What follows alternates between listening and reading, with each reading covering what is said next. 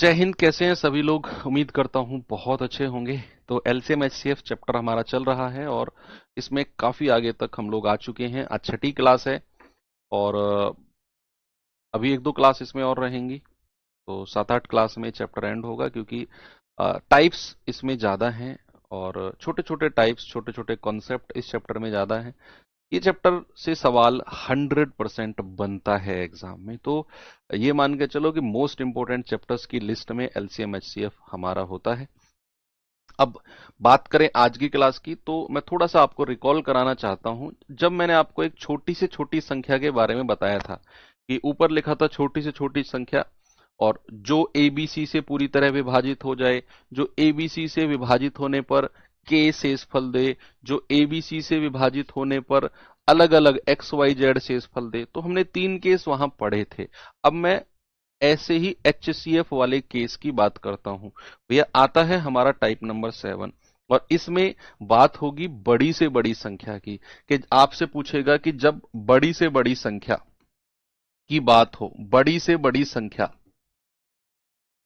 बड़ी से बड़ी संख्या, या इंग्लिश में जब कहते हैं लार्जेस्ट नंबर, क्या कहते हैं? Largest number, largest number, largest number, बड़ी से बड़ी संख्या, या फिर कहेगा लार्जेस्ट नंबर। बच्चे इसमें बनते हैं 4 केस। इसमें बनते हैं आपके, देखो छोटी से छोटी संख्या में थे कितने केस? वहां थे 3 केस, कि वहां पर बेसिकली 3 तरह के सवाल बनते हैं, और यहां पर बनते हैं आपके 4 तरह के सवाल। कैसे? कि आपसे कहेगा वह बड़ी से बड़ी संख्या जो, समझना बात को, जो एबीसी को, जो एबीसी को पूरी तरह विभाजित कर दे, एबीसी को पूरी तरह विभाजित कर दे, जो एबीसी को पूरी तरह विभाजित कर दे, कर दे, वह छोटी से छोटी, वह बड़ी से बड़ी संख्या जो एबीसी को पूरी तरह विभाजित कर दे। इंग्लिश में अगर मैं कहूं, विच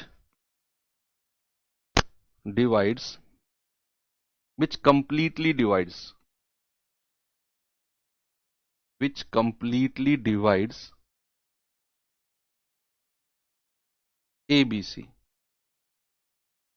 विच कंप्लीटली डिवाइड्स एबीसी, जो एबीसी को पूरी तरह विभाजित कर दे। तो मैं कहूंगा भैया ऐसे केस में आपका जवाब होगा एचसीएफ ऑफ एबीसी। यार जो गया उसके लिए इतने परेशान क्यों हो रहे हो आप लोग? बेटर गया है बेस्ट आएगा, मैं कल से ही कह रहा हूं। ठीक है, जाने दो जो गया। यार क्यों अपना टाइम, भाई तुम्हारा टाइम इतना फ्री है क्या कि दूसरों के लिए तुम उसे इन्वेस्ट करो?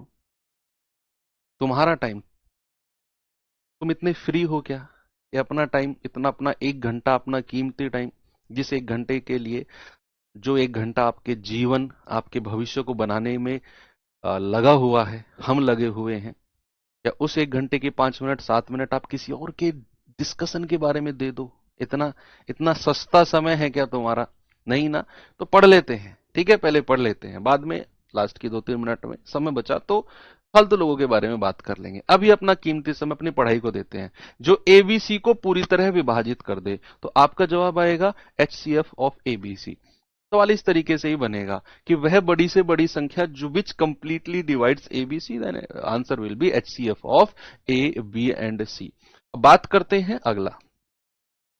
कह रहे कि वह बड़ी से बड़ी संख्या जो, जो एबीसी को, जो एबीसी को विभाजित करने पर, जो एबीसी को विभाजित करने पर, जो एबीसी को विभाजित करने पर प्रत्येक स्थिति में, प्रत्येक स्थिति में, प्रत्येक स्थिति में के शेषफल दे, के शेषफल दे, प्रत्येक स्थिति में के शेषफल दे, जो एबीसी को विभाजित करने पर प्रत्येक स्थिति में के शेषफल दे। तो हम कहेंगे which, which leaves remainder which leaves remainder k in each case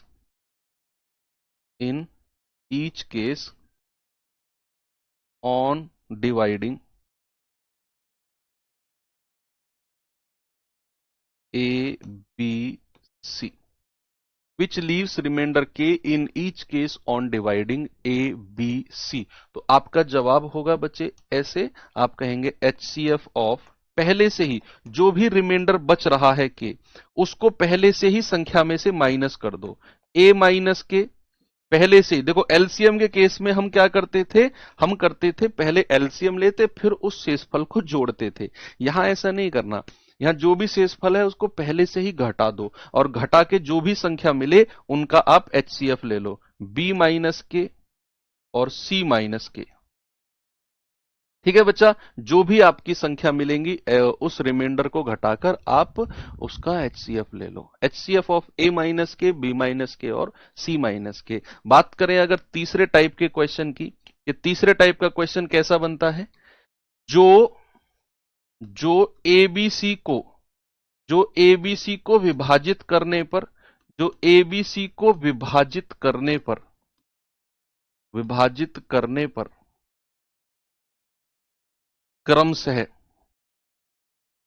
क्रमशः एक्स वाई जेड शेषफल दे,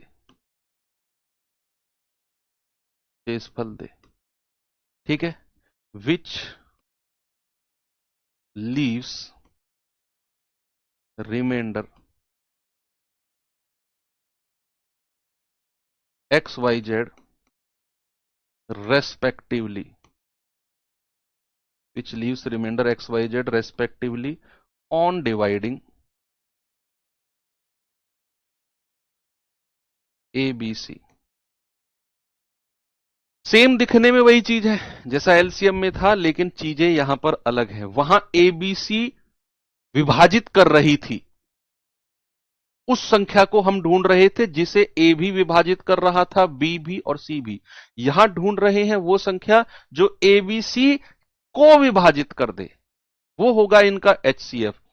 तो कह रहा है एबीसी को विभाजित करने पर एक्स वाई जेड अलग अलग रिमाइंडर बचे, और यहां पर कोई कंडीशन नहीं है। एलसीएम में क्या था, इन दोनों का अंतर क्या था, सेम था। यहां पर ऐसा कुछ भी नहीं है। यहां पर क्या करना है, आपका सीधा आंसर आएगा HCF of a minus x, b minus y और सी माइनस जेड। सिंपल हो गया। जो जो रिमाइंडर है पहले ही घटा दो, जो संख्या मिले उनका एचसीएफ ले लो। ठीक है, ये तीन चीजें क्लियर हैं आपको बहुत अच्छे से। अब आते हैं बच्चे चौथे नंबर की चीज पर। चौथा नंबर क्या कहता है कि जो, चौथे नंबर को मैं अलग पढ़ाऊंगा आपको, मतलब यहां पे छोटा सा रह गया स्पेस। चौथा नंबर कहता है जो एबीसी को विभाजित करने पर, जो एबीसी को विभाजित करने पर प्रत्येक स्थिति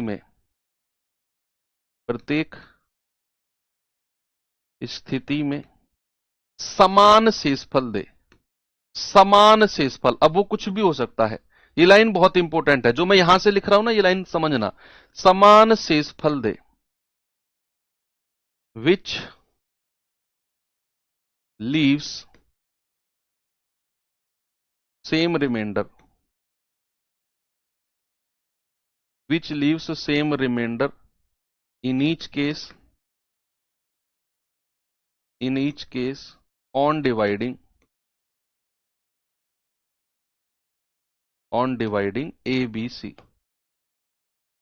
ठीक है, यानी कि जो शेषफल ए को विभाजित करने पर दे, वही शेषफल बी को विभाजित करने पर दे, और वही शेषफल सी को विभाजित करने पर दे। और वो शेषफल क्या है, वो वैल्यू हमें ना दे। देखो बात तो आप कहेंगे सर यहां भी तो वही बात है, एबीसी को विभाजित करने पर प्रत्येक स्थिति में के शेषफल दे। हां मैंने मान लिया के शेषफल है, लेकिन इस सवाल में वो के की वैल्यू देगा आपको कि भैया ये शेषफल है 2, 4, 6, 8, वो देगा वो उसकी वैल्यू।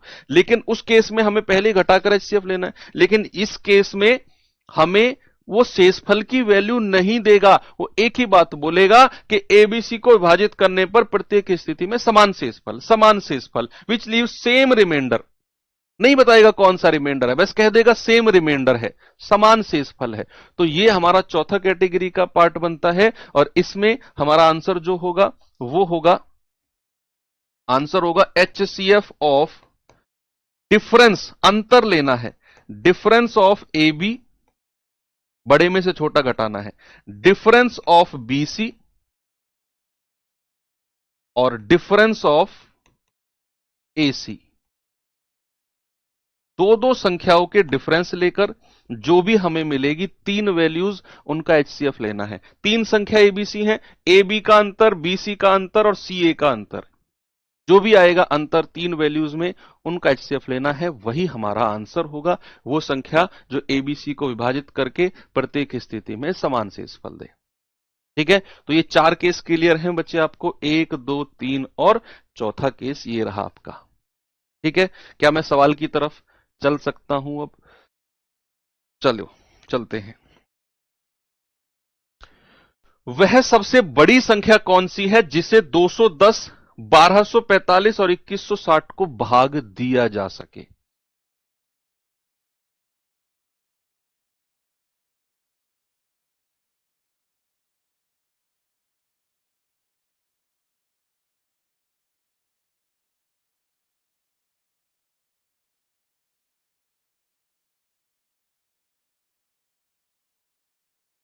अच्छा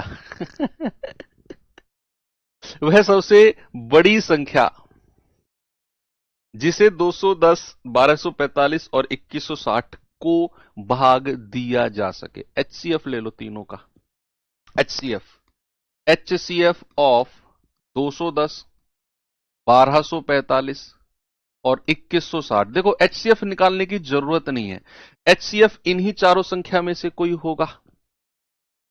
थोड़ा सा टेक्निकल सोचो, अब आप बहुत आगे आ चुके हो अपने सिलेबस में, अब आपकी बुद्धि का विकास हो चुका है।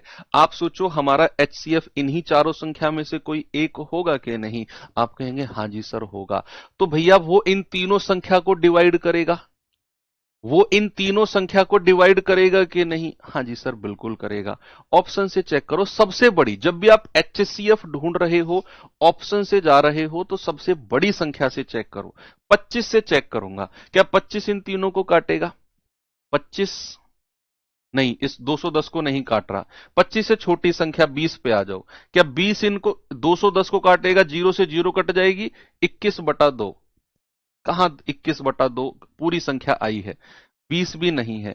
फिर 15 पे आ जाओ, क्या 210 को 15 ने विभाजित कर दिया? हां जी सर, 15 एकम 15, 5 और 1 6, 15 चौको 60। क्या 1245 को कर दिया 15 ने? जरा चेक करना। 15 अट्ठे 120, 15 तिया 45। क्या 2160 को कर दिया 15 ने?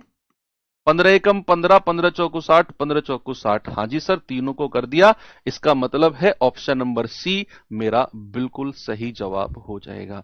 बताइए बच्चे, क्या मैं सही हूं? क्या मेरा जवाब ऑप्शन नंबर सी बिल्कुल करेक्ट है कि नहीं है? बताओ।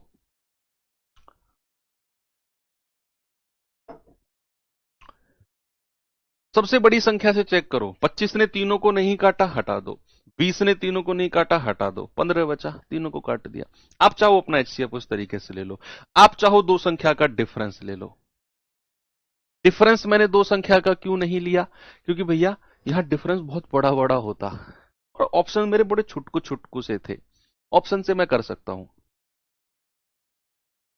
चलो ये सवाल देखिए जरा, का जवाब होगा जी। बताइए।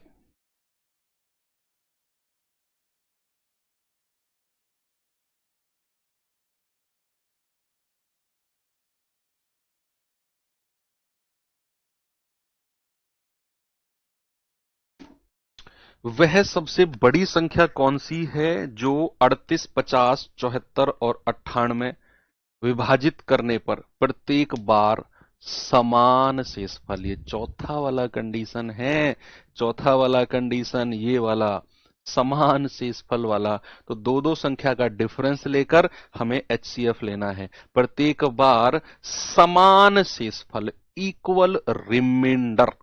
और समान शेषफल के केस में क्या करना है बच्चे? एचसीएफ ऑफ दो दो संख्या का डिफरेंस ले लो, दो दो संख्या का डिफरेंस। ठीक है, पहले दूसरे का, दूसरे तीसरे का, तीसरे चौथे का, और चौथे पहले का। बस यही करना है हमें। तो भैया 38 और 50 का डिफरेंस कितना आ गया? 12। पहले और दूसरे का डिफरेंस इन दोनों का। 50 और 74 का डिफरेंस कितना आ गया? 24। 74 और 98 का डिफरेंस कितना आ गया? 8 में से 4 गया 4, 9 में से 7 गया 2। ठीक है, और 98, चौथे और पहले का 98 और 38 का डिफरेंस कितना आ गया? 0 और 60। ये आ गया। हम्म।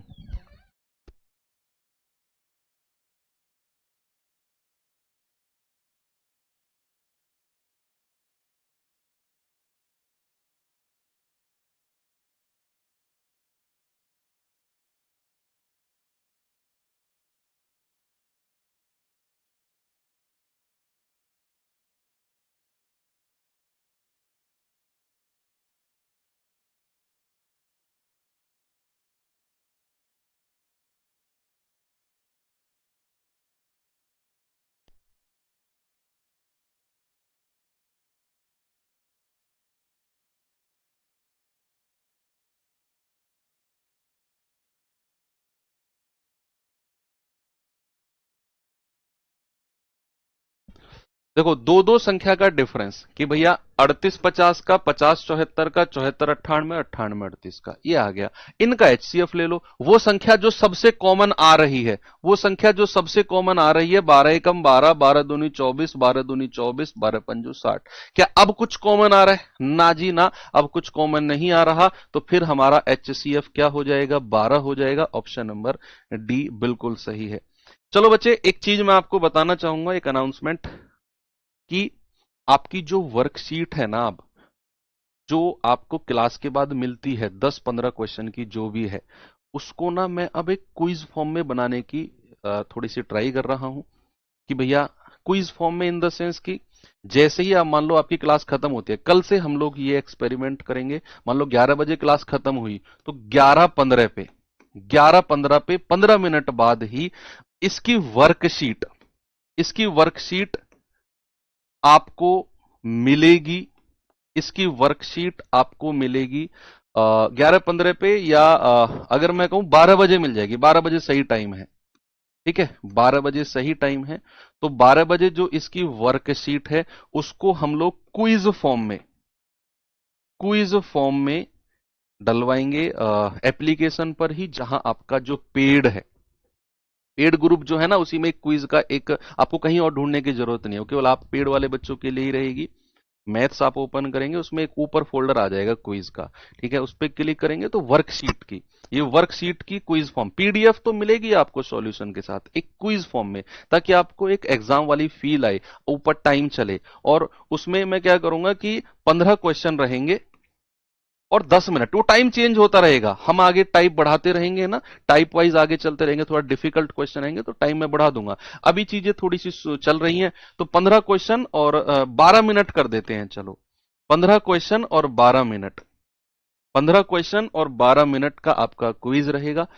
तो मुझे लग रहा है कि चीजें थोड़ी सी ना अपडेट होनी चाहिए। वो पीडीएफ वाला चल रहा है, ठीक है, इसको एक्सपेरिमेंट करके देखते हैं कि भैया वर्कशीट को वो तो उधर डलेगी, क्विज फॉर्म में आपने जो पढ़ा उस क्विज को खोलो, 12 मिनट का टाइमर चलेगा, आपका ब्लड प्रेशर बढ़ेगा। यार देखता हूं मैं कितना सही कर पाता हूं इन 15 सवालों में। सबमिट करो। ओहो, आज की क्लास से तो 15 में से 15 सही हो गए। ओहो, आज की क्लास में 15 में से तो 10 सही हो गए, 4 गलत हो गए, यानी कि अभी मुझे थोड़ी सी इस क्लास के ऊपर और काम करना है। तो इस तरह का थोड़ा सा डिसीजन आप खुद बनाएंगे।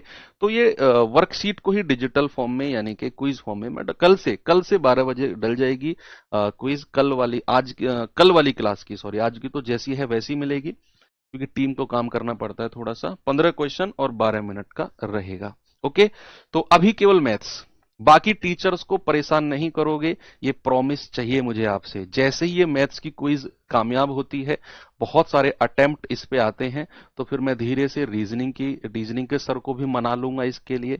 हिंदी वाले सर को भी और जीएस वाले सर को भी, ठीक है, जो भी टीचर्स हैं रेस्पेक्टिव। तो अभी केवल मैथ्स, थोड़ा सा एक वीक मैथ्स को देखते हैं। अगर मैथ्स में आप लोगों का बहुत सारा इंटरेस्ट रहा, आप लोगों को लगा कि यार हाँ ये चीज काम कर रही है मैथ्स में, यानी कि हमें अच्छा लग रहा है क्विज लगाना वर्कशीट को, तो फिर मैं रीजनिंग भी ऐड करवा दूंगा उसमें। लेकिन अभी आप किसी भी टीचर से क्लास में जाके नहीं कहोगे सर आप भी क्विज दो, नहीं तो फिर वो परेशान हो जाते हैं, मुझसे कहते हैं सर आप नए नए काम करते रहते हो, हमें बताते नहीं हो, बच्चे हमें परेशान करते हैं, है ना। तो ऐसा कहीं नहीं कर, मैं खुद अपने आप करा दूंगा, बस आप अभी इस बात को अपने तक ही रखना। चलो सवाल है, वह सबसे बड़ी संख्या कौन सी है जो 460, 491, 553 को विभाजित करती है और हर बार 26 शेषफल, हर बार 26 रिमाइंडर बचता है एवरी टाइम। तो यहां पर 460 को भाग देने पर भी जो जो रिमाइंडर है उसको पहले ही माइनस कर दो।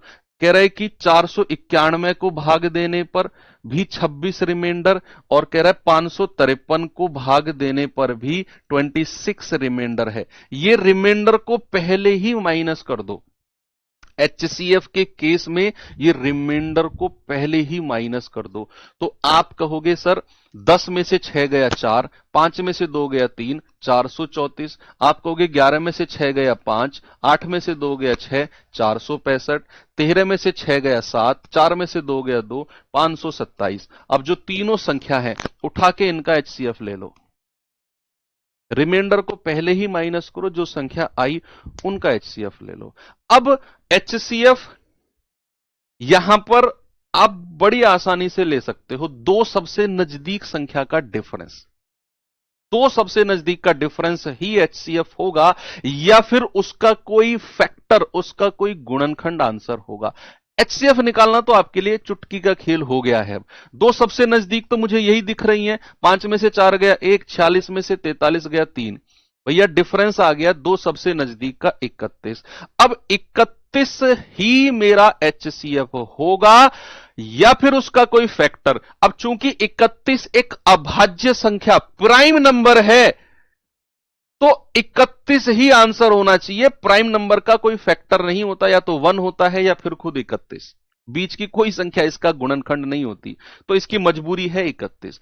आपको 31 से तीनों संख्या को विभाजित करके चेक करने की जरूरत ही नहीं है। भाई मैं तीनों संख्या को विभाजित कब करता, मान लो यहां होता कोई ऐसी संख्या होती जिसके बहुत सारे फैक्टर, बहुत सारे गुणनखंड बन सकते और वो ऑप्शन में अवेलेबल होते। मैंने कह दिया कि एक बात तो 100% श्योर है कि या तो 31 उत्तर है या 31 का कोई फैक्टर।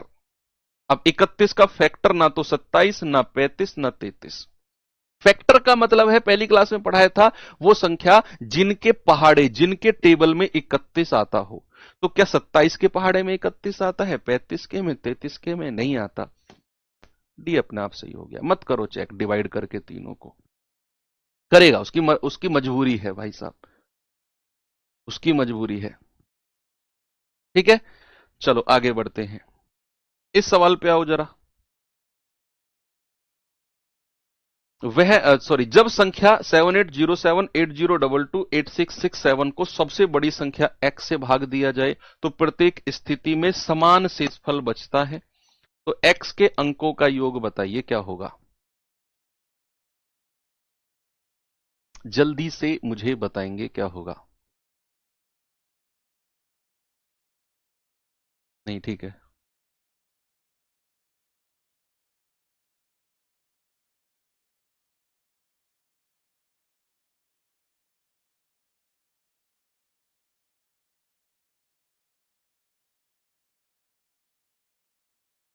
नहीं बच्चा वो 12 ही है भाई। 12 से आप कह रहे प्रत्येक स्थिति में समान शेषफल, 12 से 38 को भाग दोगे, 12 तिया 36, रिमाइंडर 2, 12 चौक 48, रिमाइंडर 2, 12 छिंग 72, रिमाइंडर 2, 12 अट्ठे 96, रिमाइंडर 2।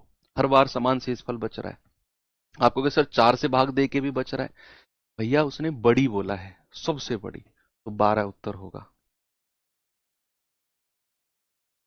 तो समान शेषफल की कंडीशन है, दो दो का डिफरेंस लेकर एचसीएफ लो, तो आपको वो संख्या मिलेगी जो इन तीनों को विभाजित करके प्रत्येक कंडीशन में समान शेषफल। आपको अंकों का योग बताना है, दो दो का डिफरेंस, इन दोनों का अंतर कितना है, यही घटा लूं भाई, 12 में से 7 गया 5, 11 1 में से 0 गया 1, और 80 में से 78 गया 2।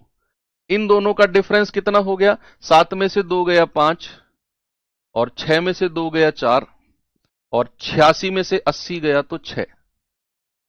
पहले और तीसरे का अंतर, 7 में से 7 गया 0, 6 में से 0 गया 6, और 86 में से 78 गया तो 8। ठीक है, तो ये तीन आ गए, इनके एचसीएफ ले लो, वही एक्स की वैल्यू हो जाएगी। यहां डिफरेंस लेने की जरूरत नहीं है, मुझे साफ दिख रहा है 215 कॉमन है। 215 तिया 645, भाई 2 तिया 6, 15 तिया 45, 215 चौके, 2 चौके 8 और 15 चौको 60, यानी कि यहां से पूरा 215 कॉमन आ रहा है, पूरा 215। एक 15 तिया 45 और 15 चौको 60, और कुछ कॉमन नहीं आ रहा, तो यही मेरा एचसीएफ हो जाएगा, यही मेरे एक्स की वैल्यू हो जाएगी। ने बोला ना एक्स से भाग दिया जाए, तो 215 ही मेरा एचसीएफ है, 215 ही क्या है? एक्स की वैल्यू। कह रहा है भैया एक्स के अंकों का योग, तो 2 + 1 + 5 कितना हो गया? 8। बताइए क्या मैं सही हूं? Option number c, option number c क्या बिल्कुल सही है? बोलो बोलो बोलो। चलो आगे बढ़ते हैं।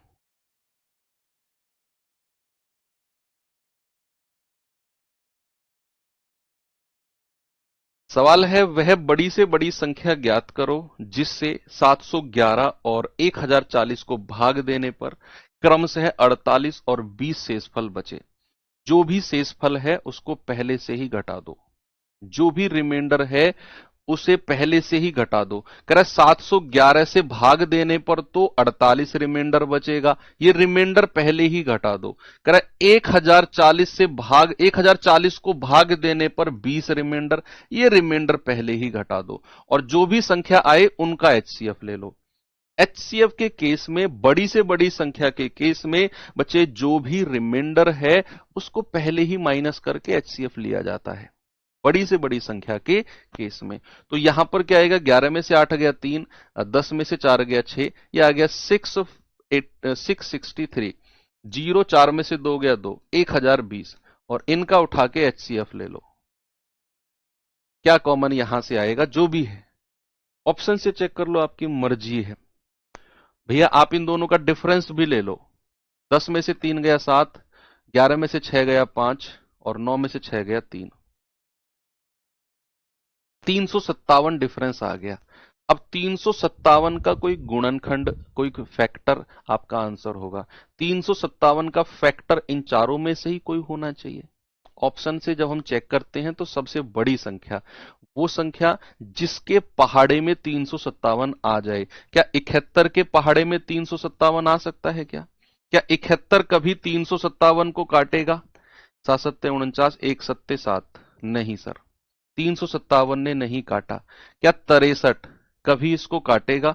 357, 63, 21 तिया 63, 21 एकम 21, 9 5 14, 21 सत्ते 147, 17/3, नहीं काटा सर। क्या 51 ने इसको काटा? 357 को? क्या 51 इसका फैक्टर है? सर पूरा 7 बार काट दिया, पूरा 7 टाइम्स, यानी कि 51 357 का गुणनखंड है, वही मेरा आंसर होगा, 32 नहीं होगा।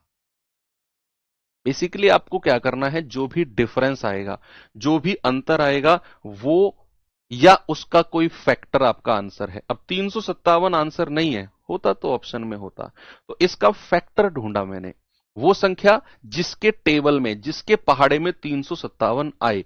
तो 71 के पहाड़े में नहीं है, 63 से भी नहीं कटा 357, 51 से कट गया, मतलब 51 के पहाड़े में आएगा। तो हमारा उत्तर क्या हो गया? Option B. ओके, आगे चले, ये सवाल पे आ जाओ। कह रहा है वह बड़ी से बड़ी संख्या ज्ञात करो जिससे 1477 और 671 को भाग देने पर 0 और 6 रिमाइंडर बचे। जो भी रिमाइंडर है उसे पहले ही माइनस कर दो। 1477 को भाग देने पर 0 रिमाइंडर और 671 को भाग देने पर 6 रिमाइंडर, तो 11 में से 6 गए 5, 6 और 6, ये कितना आएगा 1477। भाई साहब जो भी ये संख्या है उठा के इनका HCF ले लो। क्या करो, इनका HCF ले लो।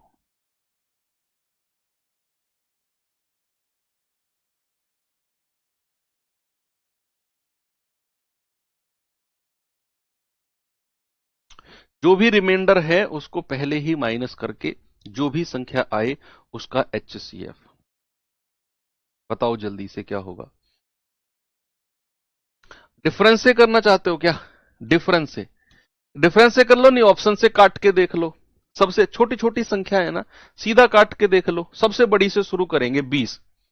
20 से नहीं कटेगी कोई सी, क्योंकि इनके लास्ट में जीरो नहीं है।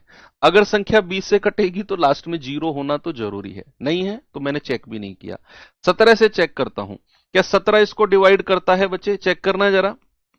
17 अट्ठे 136, 36 4 7 11, नहीं सर इसने तो नहीं काटा। 17 तो नहीं, तो इसको नहीं काटा 17 ने। फिर आ जाओ 16 पे, 16 भी नहीं काटेगा इसको, क्योंकि इसका लास्ट का अंक ऑड है, विषम है। अगर संख्या 16 से कटती है तो लास्ट का अंक विषम नहीं होना चाहिए, तभी संख्या 16 से कटेगी। अब सर काट के देख लो एक बार, 16 से काट के देख लो। 16 अट्ठे 128, 16 निम्मा 144, 3 16 से 37 नहीं कटा। 3 ऑप्शन हटे, चौथा मत चेक करो। मत चेक करो भैया, मैं कह रहा हूं, आप मान नहीं रहे। देखो फिर लिख रहे हो कॉपी में। अरे रुक जाओ, मत चेक करो भैया। 7 दूनी 14, 7 एकम 7, देखो काट के ना काटा ना, तुमने मना करो, इसको मत चेक करना बिल्कुल भी मत करो। मैं कह रहा हूं 7 नाम 63, 7 पंजो 35, मतलब मेरी बात नहीं मानोगे। उसकी मजबूरी है इनको डिवाइड करना, ठीक है, क्योंकि 3 ऑप्शन गलत हो चुके हैं। तो आपका आंसर कितना हो जाएगा? आपका आंसर हो जाएगा 7। ठीक है, चले आगे। नेक्स्ट, इस सवाल पे आ जाओ, जल्दी से उत्तर फेंक के मारो। कह रहा है कि वह सबसे बड़ी संख्या कौन सी है जिसे 126 224 और 608 को विभाजित करने पर रिमाइंडर रिमाइंडर 2 7 19 प्राप्त हो। अरे नहीं है भैया, सब ठीक है। रिमाइंडर 2 7 और 19 प्राप्त हो। बताओ, जो भी रिमाइंडर है उसको पहले ही माइनस कर दो और जो संख्या आए उनका HCF ले लो।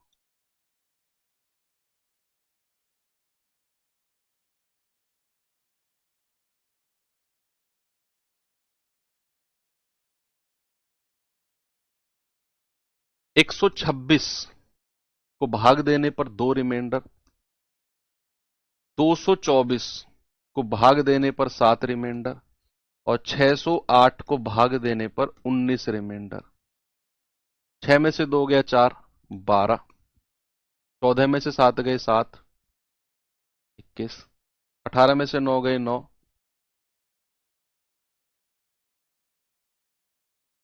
ये संख्या आई। इनका HCF ले लो। ऑप्शन से काट के देख लो।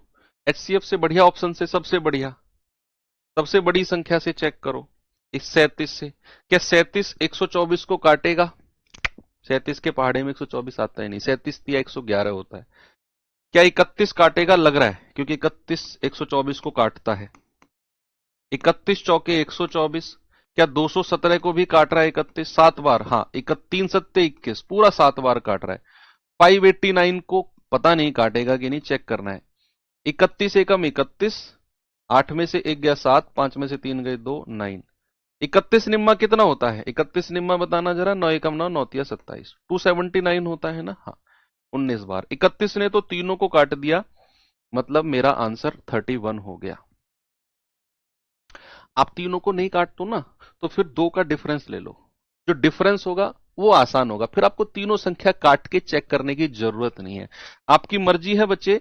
कुछ लोग कहेंगे सर क्यों तीनों को काट के चेक कर रहे हो ऑप्शन से? आप 2 का अंतर ही जो ले लो। 7 में से 4 गया 3 और 21 में से 12 गया 9, 93 आ गया सर। अब हमें तीनों को चेक ही नहीं करना, हमें केवल 93 को चेक करना है।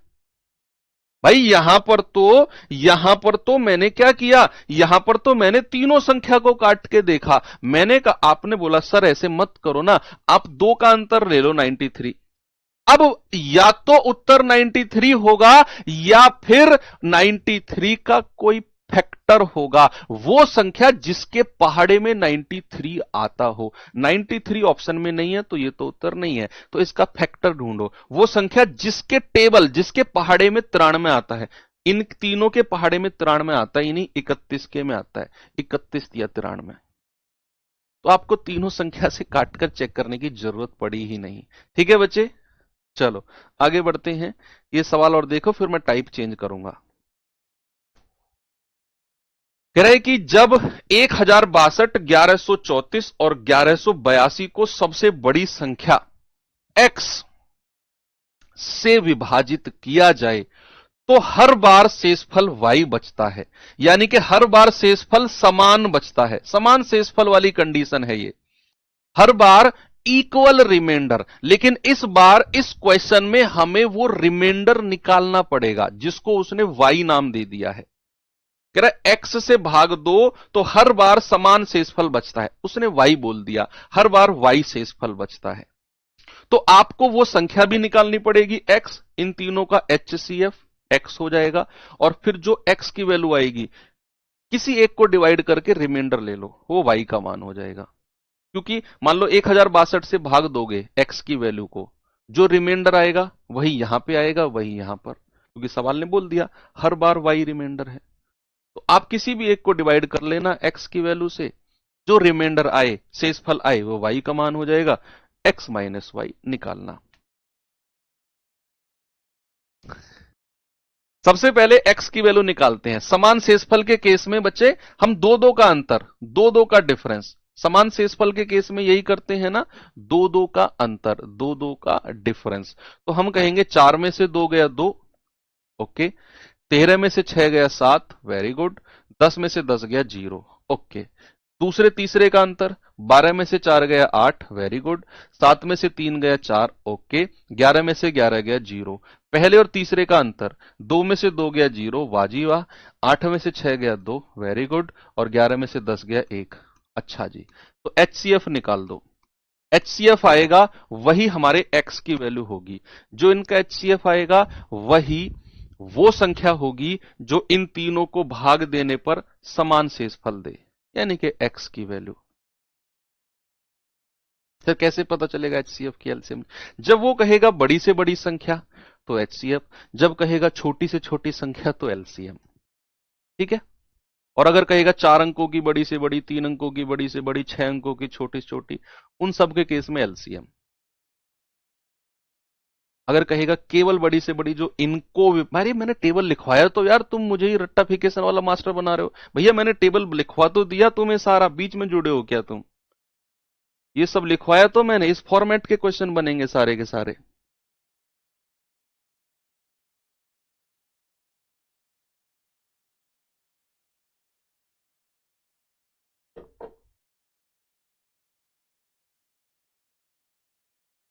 क्या करें, बताओ क्या कॉमन आ रहा है यहां से? क्या 24 कॉमन आ रहा है? 24 मुझे लग रहा है, 24 आ रहा है। 24 तिया 72, 24 दूनी 48, 24 पंजू 120।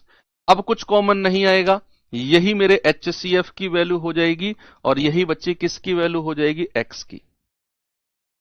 अब इस 24 से भाग देना है इन तीनों में से किसी भी एक संख्या को, जो भी रिमाइंडर आए वो y का मान हो जाएगा। तो आप 1062 को भाग दे दो, 1062 को अगर आप 24 से भाग देते हो तो जो भी शेषफल आएगा वो y का मान होगा। वही शेषफल यहां से मिलेगा, सेम यहां से, तीनों से समान शेषफल आना है, तो किसी भी एक से निकाल दो आप।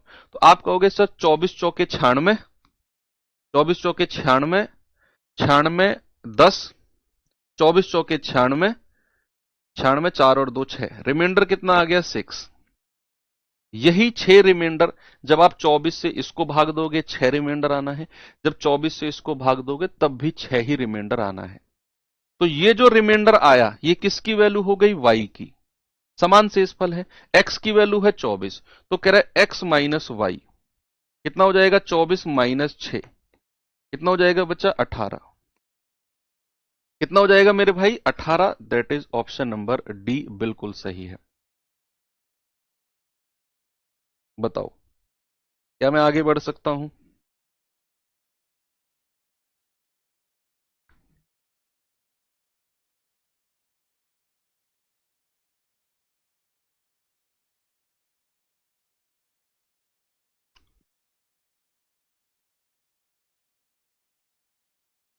ठीक है भाई, अब करते हैं थोड़ा सा टाइप चेंज। तो छोटी से छोटी संख्या, बड़ी से बड़ी संख्या के हर पॉसिबल क्वेश्चन आपने किए। अब मैं आपको थोड़े से चटपटे सवालों की तरफ लेकर चलता हूं। मिक्स, एचसीएफ और एलसीएम के मिक्स, वो सवाल जिनमें थोड़ा सा मसाला ज्यादा होता है, वो सवाल जो अक्सर आपको मॉक टेस्ट में दिखते हैं, वो सवाल जो अक्सर आपको फेसबुक, इंस्टाग्राम वगैरह पे दिख जाते हैं कि इस सवाल का बताओ, 4 घंटियां बजी, कितने समय बाद एक साथ बजेंगी। वो सवाल की बात मैं अब करूंगा टाइप नंबर 8 में। अब इस तरह के क्वेश्चन में ये मिक्स है, कुछ क्वेश्चन एचसीएफ निकालने को होंगे, कुछ क्वेश्चन एलसीएम। मैं आपको बताऊंगा किन में एलसीएम निकालना है और किन में एचसीएफ निकालना है। जैसे ये पहला क्वेश्चन है, नहीं पता इसमें क्या करना है, ना इसका कोई फिक्स तरीका, कुछ नहीं है। ये सवाल पढ़ के मैं आपको थोड़ा सा आइडिया लगवाऊंगा कि कैसे हम और क्यों हम एलसीएम लेंगे और क्यों हम एचसीएफ लेंगे। पहले आप सवाल को पढ़ो, 2 बार पढ़ो धीरे धीरे। कह रहा 6 घंटियां हैं जो कि क्रम से 3, 4, 6, 7, 8 और 12 सेकंड के अंतराल पर एक साथ बजना शुरू होती हैं। कह रहा कितने सेकंड के बाद वो फिर से एक साथ बजेंगी। भाई 6 घंटियां हैं, सबको एक साथ बजाया गया टन से, 6 की 6 घंटियों को। फिर दूसरी बार बजने का समय सबका अलग अलग है। पहली घंटी 3 सेकंड बाद बजती है, मान लो पहली घंटी 3 सेकंड बाद बजेगी, फिर 3 जोड़ 2 6, फिर 3 जोड़ 2 9, फिर 3 जोड़ 2 12, 15, 18, यानी कि ये पहली घंटी का टाइमिंग है। हर 3 सेकंड में बजती है पहली घंटी। दूसरी घंटी 4 सेकंड में बजती है, यानी कि 4, 8, 12, 16, 20, 24, इस तरीके से दूसरी घंटी का टाइमिंग है। कह तीसरी घंटी हर 7 सेकंड में बजती है, 7 × 21, 7 × 4 = 28, 7 × 5 = 35, 7 × 6 = 42, ऐसे। चौथी घंटी 8 सेकंड में बजती है, 8 × 3 = 24, 8 × 4 = 32, 8 × 5 = 40, 8 × 6 = 48, इस तरीके से। फिर वो 12 सेकंड में, 12 × 2 = 24, 12 × 3 = 36, 12 × 4 = 48, 12 × 5 = 60, 12 × 6 = 72, इस तरीके से। यानी कि ये जो घंटियां हैं, 3, 4, 6, 6 नहीं लिया ना मैंने, 6 को इधर ले लेते हैं, 6 दूनी 12, 6 × 3 = 18, 6 × 4 = 24, इस तरीके से। ठीक है, तो ये 6 घंटियों का टाइमिंग है और ये चलता चला जाएगा। कह रहा है वो टाइम जहां ये फिर से एक साथ बजेंगी। अब आप खुद सोचो, इन सब का टाइमिंग अपने आप ऐसा गया आगे, कोई तो ऐसा टाइम होगा जो इन सब में कॉमन होगा।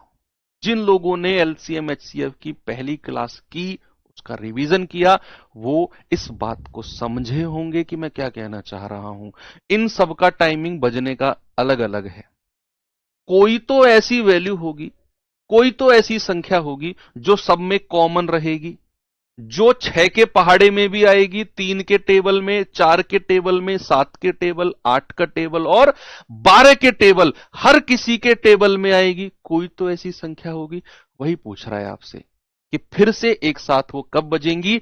वो बजेंगी उस टाइम पर जो इन सबका कॉमन टाइम होगा, और वो कॉमन टाइम मतलब वो कॉमन टाइम इनका एलसीएम होगा। क्या इस सवाल में मैं एलसीएम निकालूंगा? अब समझे आप? अब से पहले हो सकता है कि आपने रटा हो कि यार घंटियों वाले सवाल में ना एलसीएम लेना है, ईटा वाले सवाल में एचसीएफ लेना है, ईट वाले सवाल में एचसीएफ लेना है, घंटियों वाले सवाल में एचसीएफ, पंक्ति वाले क्वेश्चन में एचसीएफ लेना है। अब से पहले इन चीजों को आपने रटा होगा। अब थोड़ा सा फील करो, कोई तो ऐसी संख्या होगी जो इन सबके पहाड़े में आएगी, वो इनका वो टाइम होगा जहां वो एक साथ बजेंगी, इनका एलसीएम। ठीक है, तो अब हमें क्या करना है, जब भी इस तरह का घंटी वाला क्वेश्चन आएगा तो हमें क्या करना है बच्चा, एलसीएम लेना है। कि इनके एक साथ दोबारा बजने का समय मतलब इनके समय का, इनके अंतराल का, इनके इंटरवल का एलसीएम ले लो। तो क्या करूं मैं यहां करूंगा एलसीएम ऑफ 3, 4, 6, 7, 8, 12। बताएगा कोई मुझे इनका एलसीएम क्या होगा? आप लोग छोटी छोटी संख्या है, छोटी छोटी संख्या है, एलसीएम बता दो भैया। 167 नहीं होगा, 12 से नहीं कटता। 176 नहीं होगा, 12 से नहीं कटता। 186 नहीं होगा, 12 से नहीं कटता। मुझे तो वो संख्या चाहिए जो इन सब से कटती हो, जो इन सब के टेबल, इन सब के पहाड़े में आती हो भैया। तो ये तीनों संख्या तो 12 से ही नहीं कटी। तीन ऑप्शन हटे, चौथा अपने आप सही हो गया। मैं नहीं करता चौथे को चेक, जाओ कर लो जो करना है तुम्हें। मेरा फोकस है तीन गलत ऑप्शन ढूंढना। जैसे ही वो मिले, मैंने कहा ना तो 167, ना 176, ना 186, तीनों में से कोई सा भी 12 से नहीं कट रहा। तो भाई साहब तीनों जवाब नहीं हो सकते। मत निकालो एलसीएम, मैं तो कहूंगा तीन गलत ऑप्शन ढूंढ लो। तो आपका जवाब कितना होगा? 168 एलसीएम। यानी कि वो दोबारा 168 सेकंड के बाद, दोबारा 168 सेकंड के बाद फिर से बजेंगी। बात क्लियर है बच्चा? बताइए, क्या मैं आगे बढ़ सकता हूं? चलो इसका जवाब बताओ मुझे।